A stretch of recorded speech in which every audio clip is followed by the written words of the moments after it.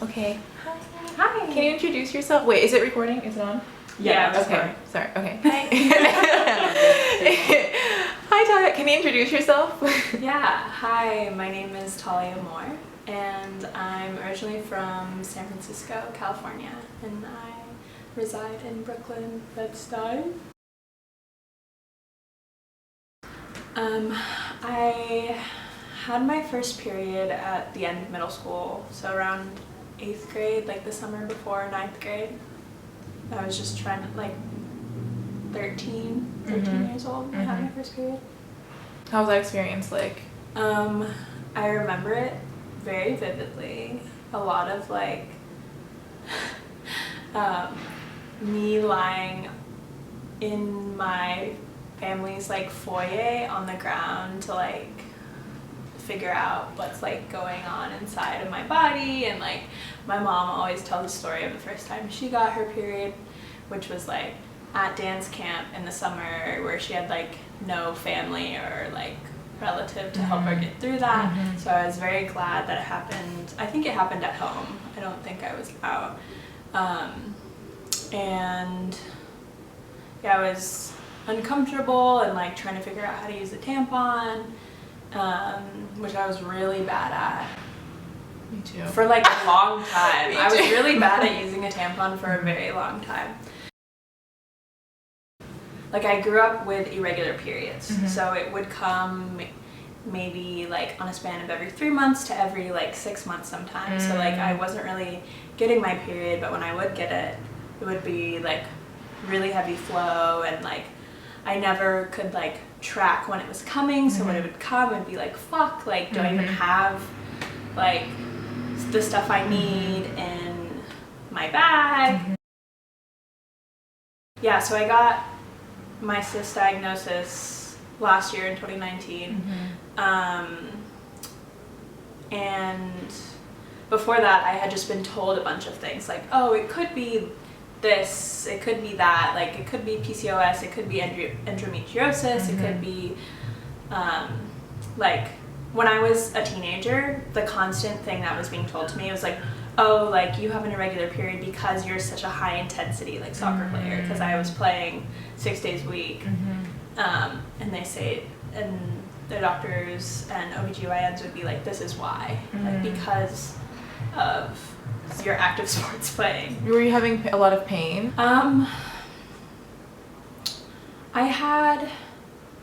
I feel like everything was pretty moderate pre-cyst, like, heavy flow. It would just be annoying because I didn't know when it was coming, and then I never went on birth control because of numerous reasons, because I have chronic migraines, and because, like, breast cancer runs on my maternal side.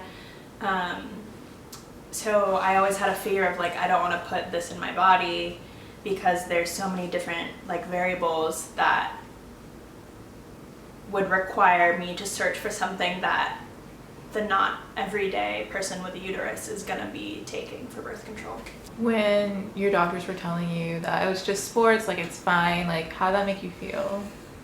Yeah, I think in the moment and, like, throughout my adolescence, I kind of just would rub it off, and, like, it would be this thing of, like, surprise, I'm here.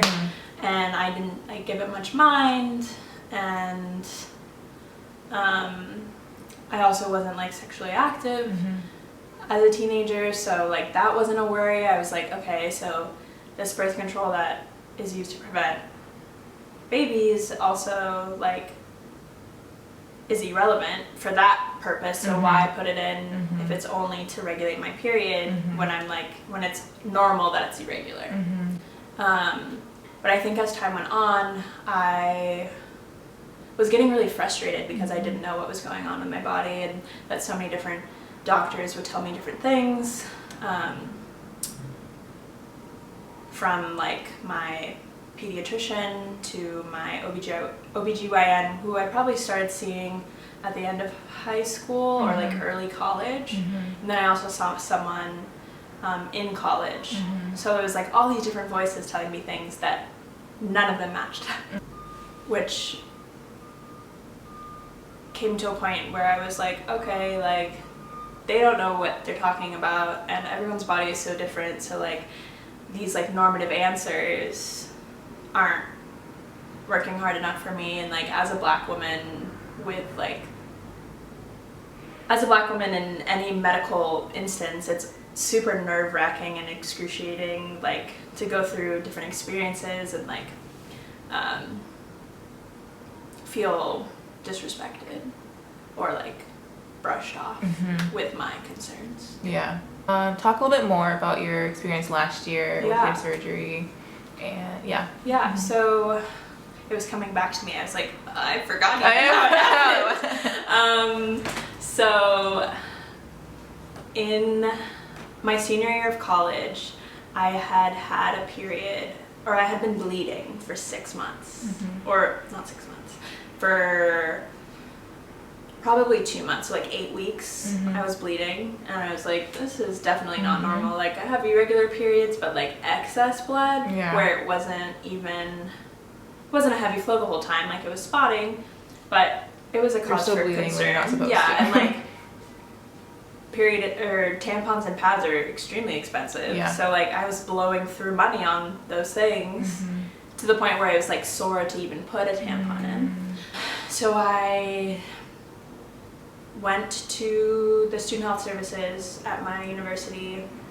They're like, you have to make an appointment. So I was like, great, like I have to wait even longer. And I was like I think it was 4 weeks later that the appointment was, and I finally got seen. And she was like, let's like do some blood work tests. So we did blood work, we did blood work, but she told me that my insurance might not cover it because I didn't have the school's insurance. So I was like, well, I waited weeks for this appointment, I'm gonna get this blood work. The bill ended up being like $1,200 that I was fighting with insurance for, or like fighting with the school and insurance with for like half a year to like say that this is ridiculous, like to put a patient in a space sort of like, oh, like you need this, but you'd have to check and call your insurance in an appointment that you only have for 30 minutes. You're already dealing with something already. Super uncomfortable, just trying to finish my last year of school. So got the blood work done, and then she said that I had high levels of DHA. So my DHEA levels were like imbalanced. I think it was high. The student health service doctor said that I should get an ultrasound. So after I graduated and I went back home to get a sonogram, that's when they found the cyst. That was about, so this was in June, and it was about, right before my surgery, I think it was 8 centimeters. The joke that I made with myself was that it was like the size of a small mango. And yeah, so one of the first things that student health service doctor said was the range of things of like endometriosis, and that it could be endometriosis. And then when I got the referral to get the sonogram back home in California, I was told, oh, it could be PCOS. And like, but I hadn't had any of like the symptoms for these different diagnoses that are commonly like checked off when a doctor is going through that with you. And so the other like kind of horrifying moment when realizing that there was a cyst on my ovary, on my left ovary, was that differently from the cyst, that my irregularity of my cycle could lead to further complications down the line. So in addition to the cyst, the other quote-unquote issue or like cause for concern was that my irregular cycles are a problem and that I need to regulate it, or I could have ovarian cancer by like 30. And like the fear of not being able to have kids, like all these different things were like coming into the room now that there was a cyst, and now that there was like a physical thing that they saw that was not normal. Mm-hmm. And so, because I was living in New York and this was a California doctor, that surgery to remove the cyst, because she my OBGYN wanted me to get it removed, because they didn't know if it was cancerous or not until they took it out. And that once it's taken out, that it can grow back more easily or like more frequently. So up until, let's say, like the fall of 2019, I wasn't really experiencing pain with the cyst. But then as it grew, I was experiencing like shooting abdominal pain, and like essentially the cyst is on my ovary and it can convulge and like around the fallopian tube or like uterine. Yeah, around the fallopian tubes, Yeah. I think, and like if it bursts, and that's why you don't. That's why you remove it, so that that doesn't happen. But you also remove it because it could lead to your ovary not being able to produce eggs. Yeah, wow, went down a tunnel, had a thought, lost it. It's okay. It's a good tunnel. So was experiencing like excruciating pain in November, where like I remember leaving a Barnes and Noble on the Upper West Side and like being on the street and having to like go to the ground because the pain was so bad. And that was really scary, and I didn't have any primary care doctors in New York yet, since I'm still on my mom's insurance. So that was scary too, of like, this is not an urgent care situation. Yeah. Like, that's a nightmare. And I've dealt with like fighting so many bills in New York before for urgent care, for the ER, like crazy shit. Insurance, healthcare is a piece of shit. Yeah. So yeah, that was pre-surgery. Okay. What about post-surgery? Can you talk a little Yeah. I also, I'll talk about pre-op and post-op even within the surgery.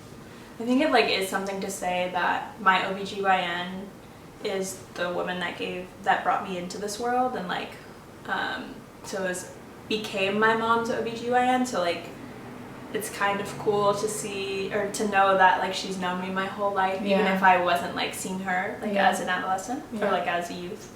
And so that put me at ease in terms of going under, and surgery was really scary to me, and I kind of like the week leading up to my surgery like got really shit-faced just to like numb myself that I got like so hungover. It was horrible. Because I was just like, oh, I don't know what could happen, and also because I didn't know if the cyst was going to be benign or not. So I'm like, not only is the surgery happening, but the aftermath of it coming out of my body could also be negative, and like this like whole cycle of fear. Yeah. That's essentially what it was. Like I was so fearful of what's next. Yeah. And being in the situation too. I guess I was 22 when all that was happening, and like being so young to have like a cyst removal, but then being assured that it's like a really common procedure, and which is true, but people don't talk about it.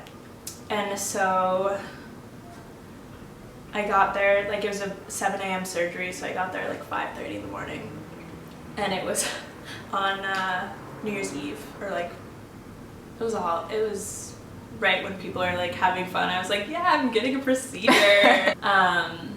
And it was like it's a non-invasive surgery, so there's like 3 small incisions like on either side of my uterus and like my belly button.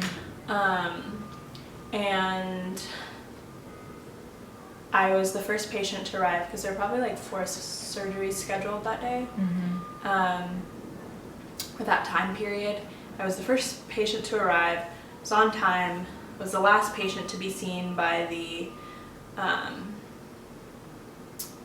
is the word? Your practitioner or like no, the nurse? anesthesiologist. Oh, okay, yeah. I was the last one. Okay. And that's the first thing that they have to do before the surgery. And this was just like a check-in with the anesthesiologist. And I was like, I'm on time, got here, youngest patient, only black patient. I was like, all these things going through my head of like, oh, this is already bad. I'm already like, I was like making it up in my mind essentially. Like, Anxiety. it just, like, might not through. have been those are the reasons why I was the last patient, because who knows what the other procedures people were doing. And then was given a hairnet that didn't fit my head, and it was a black male nurse, and I like told him, I was like, this doesn't fit my head. You should make sure that there's different sizes of like hairnets, just like there are with like gowns and everything. He's like, yeah, that's a really good point, because you want to feel comfortable and like seen when you're like going under the knife, any operation. So that was like already making my head spin, and paranoia was like in full effect. And then I saw Dr. Moy, who's my OBGYN, and like that put me at ease a little bit, and she's like, it's gonna be quick, like go under. However the operation happened, I feel like some of it is like fogged out because I like don't want to think about it. And it was fine, and I was like very confident post-surgery, post-op, and like still on drugs, and like, oh, I'm so fine, like going to the bathroom. I remember like waking up, the nurse was there, had to go pee, like all of that type of stuff. It was very comical. And I like felt fine and like got a wheelchair down to the car, but like felt stable. And then the next day I couldn't move my entire body. My mom had to like lift me out of bed because it was all abdominal soreness for a week. And I couldn't even be comfortable like flat.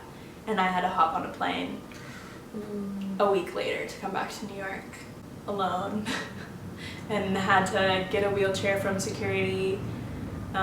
Or not from security, I had to get a wheelchair from the gate to baggage claim, and my friend graciously picked me up. She took the subway to the airport so that we could take a car back, because I wasn't supposed to lift anything for a long time, like 6 weeks, because of the scars that more damage could be done if I like twisted wrong. And that's just like wound care, like that isn't even the actual like part of the body that was being affected. And yeah, since then, so that was end of December, I have had irregular periods. I've had another like 6-week stint of bleeding situation, got blood work, told that everything was fine. I'm doing all this like telehelp, but things aren't going as easily, and a lot of people are dealing with like shitty experience with healthcare that's not COVID related right now. So I kind of just like gave up on, in this current moment of like figuring out what's up. Thankfully I haven't, like I get shooting pains and like had serious shooting abdominal pains post-op for several months.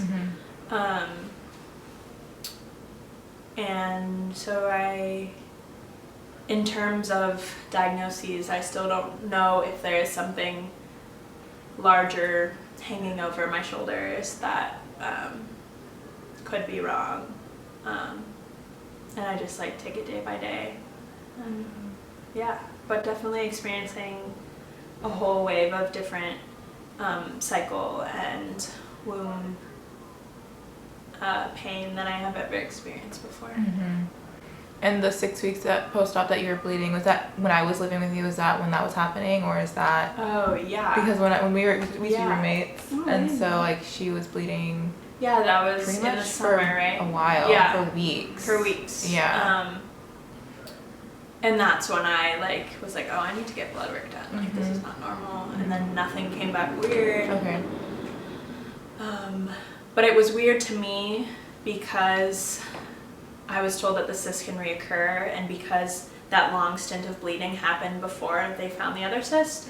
And because I only got 2 sonograms, they don't know if it had been there growing for years at a very slow rate or if it was growing rapidly in a short amount of time. So that's why like the different times of sonograms can help figure out that rate of which a cyst may be growing. And because it now can grow, because they can grow back more easily, that I was being mindful of this irregular bleeding and shooting like pain, like felt like a knife was going into my abdomen. That's exactly how Gabby, I think, explained it too. Someone just like doing this and just like going in circles. Yeah, literally like.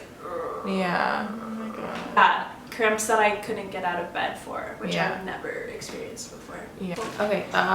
More about your experience with like post-op. Post-op. Yeah. Yeah. So, in addition to the extremely long bleeding cycle this summer, my OBGYN also suggested that I should try getting on birth control to help regulate my cycle. And that was an entire battle between the OBGYN office and the pharmacy. Was that in New York or California? This was with my California doctor in New York. Okay. Like with New York pharmacy, but with my California doctor. Got it. So I was trying to get my prescription for birth control, and I gave the address for the pharmacy and it was all ready. She's like, great, I'll send it. Waited a couple days, called the pharmacy. They're like, we don't even have your name on record, which was a whole other thing because I've got medication there before, so that didn't make any sense. Called the office, got a assistant in the office who relayed the message to the OBGYN. And it was like this back and forth, and I was like, you know what? This is a sign that it's not time for birth control right now, and this is not what my body needs. In all, after the surgery, I was already told that my period would be irregular this year, and that like would be irregular because of the procedure. So while that was unnormal to be bleeding for that long, there was already like weird bleeding post-op that is natural and supposed to happen because your body's like reorienting because it doesn't have this giant cyst on the ovary. Yeah, I think this year was a reckoning of, you know, yes, I need to be healthy and thinking about my body, but you know, like COVID is the primary fear of health issues that was on my mind, and like not getting sick with that, so I kind of like pushed this all to the side. But I think because I was able to like openly talk about this amongst friends and share this experience, like had a friend who dealt with the same procedure and situation and had her surgery in the beginning of the shutdown, and while we have like slightly different situations, it was the same procedure, and we were able to bond over that and talk to each other about different things that we might be working through. But that was really beautiful. Like if there's one thing out of all this that like I was able to freely like share this experience and also realize that other people have this same experience, and have a common understanding that doctors are not going to be the best way to care for us. We're ourselves are the primary people that can take care of our body and know red flags for our body. When I was growing up, I had a really hard time and got injured very frequently as a soccer player. Had a very hard time describing pain to doctors and like pinpointing what the issue is, and would be really bad about like marking when my period came in my regular cycles growing up, and was like, oh, like screw this, like this is irrelevant. And I think now I am more cognizant of things, but also am hesitant or like feel that these primary care physicians don't always know what's best, and that communal like knowledge is also very relevant, and like I've been talking a lot to like my cousins and aunts about like their experiences, and a lot of the women in my family have really painful periods and irregular cycles, and my aunt has had like procedures like removing her uterus and like all these different things that like made me feel better in this moment of like they've lived through this, like you have their knowledge, keep talking to them about it, and while our like genetic makeup isn't exactly the same, there's a lot of those genes that are similar, and that has been one plus of this moment in my womb care journey. What about mentally? How have you felt around your period? Like, how has this affected your mental health, like as far as anxiety or depression throughout this whole experience, especially like post-op? Yeah. Or actually, no, let's start like with pre-op. Yeah. Pre-op, like within the same year. Yeah, pre-op, before I was getting the pain, I was in a really good headspace. Like I was on a high, like I just graduated college, I like had this whole new pivot of life that was happening, and like knew that the cyst was there and knew that like something could be done about it, I guess. And I kind of didn't let the irregular periods be a cause for concern because I'd been dealing with that my whole life. So I've always been irregular. Like when people talk about periods in a room, I'm like, oh yeah, like I have an irregular period. I never know when it's gonna come. Yeah. Surprise. Post-op, I think I was really low because I couldn't do things for myself, and I'm stubborn as hell, and was really insecure, or like couldn't like let go of the fact that I needed help from people, whether that was like getting out of bed or buying groceries because I'm not supposed to lift anything. So like simple household things, laundry, groceries, like I needed assistance for, and I hated that. Yeah, because I never want to burden anyone with like tasks, like everyday tasks, but I couldn't do them. Yeah, I definitely experienced PMS, super moody and cranky. Also like diet changes and like cravings for like more high sugar than high sodium cravings. But I think I never linked my anxiety and depression to my menstrual cycle.